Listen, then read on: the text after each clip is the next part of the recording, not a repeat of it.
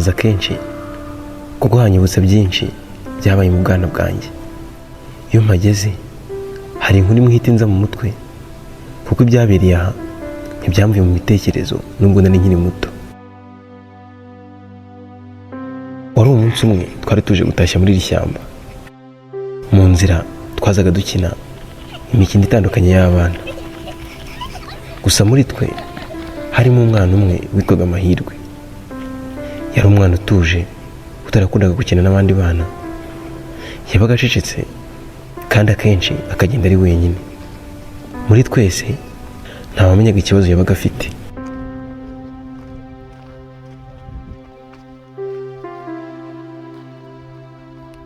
Ubushize ahantu twahabonye ntabwo dushaka twakwe hari nageze mu modoka n'uburanani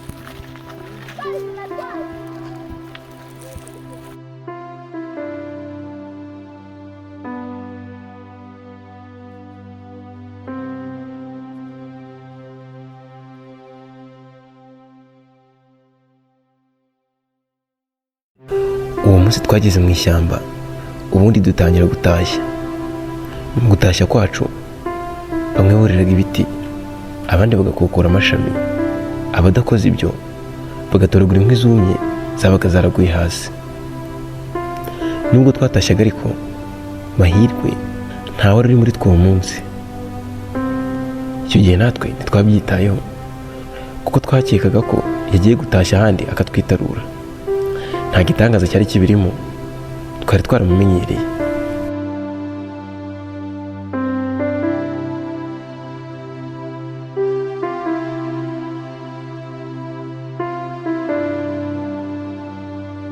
Hashize umwanya dutashya, Mahirwe twamusanze ahantu ari wenyine, yicaye acecetse atigeze atashya.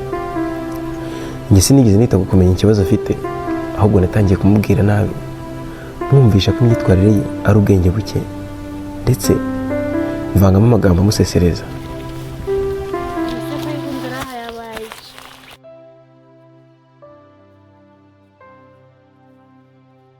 Ariko nk'uyu we ubwo ko igihe waze ntabwo uratashye. Reba abandi twese inkwi dufite, waje wigunze nta nubwo wigize wemera gukinana natwe. Ubundi iwanyu ntabwo bakugaburira? Mba mbona wagira ngo uri umwana iwabo banga. have nawe bimubwira nabi.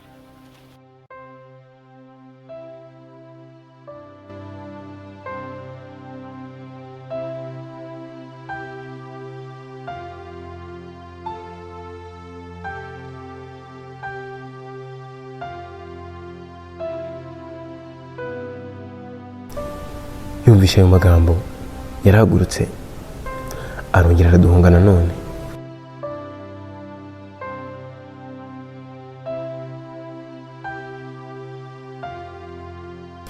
Natwe ntitwabyitayeho, twarakomeje turatashya, ndetse nyuma tuba turetse tujya gukina umukino wo gutera amabuye ku musozi ngo turebe utera kure.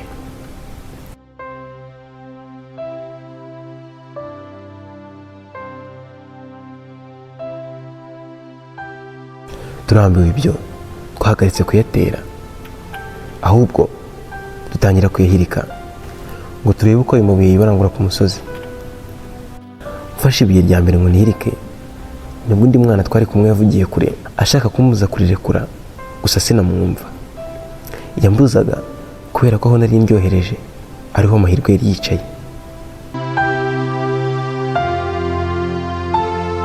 Haba udatera Mahirwe.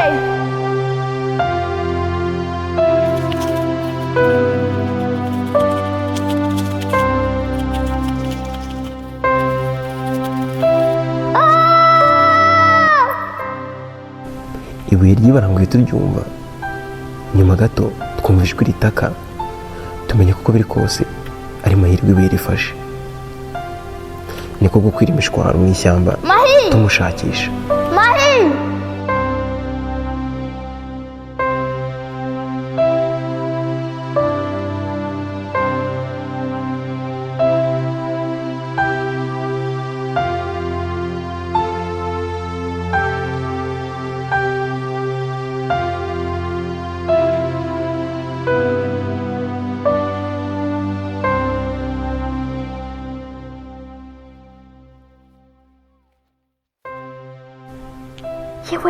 yapfuye.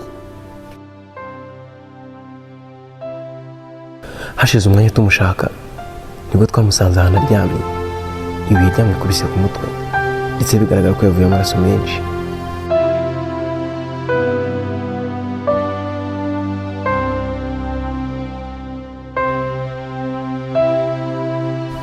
n'ubwoba bwinshi n'igihunga twaramuteruye turamutahana, gusa kubera ko twari abana twamumaranye umwanya muremure mu nzira, bituma amahirwe yo gukomeza kubaho atamusekera.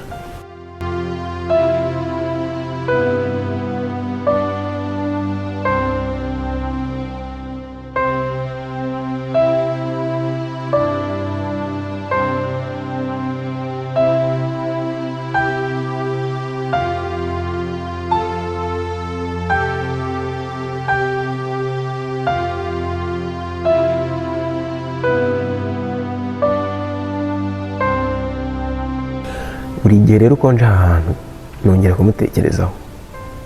Aha hantu naho ntihajya hahinduka, ibiti byaho ko bigerageje gukura barongera bakabitema, bigatuma hahora hameze kimwe, ku buryo uko mpaje byongera kunsubiza kuri uwo munsi. Iyi nkuru sinyibarira abantu ngamije kwigamba iyo mpanuka yabaye.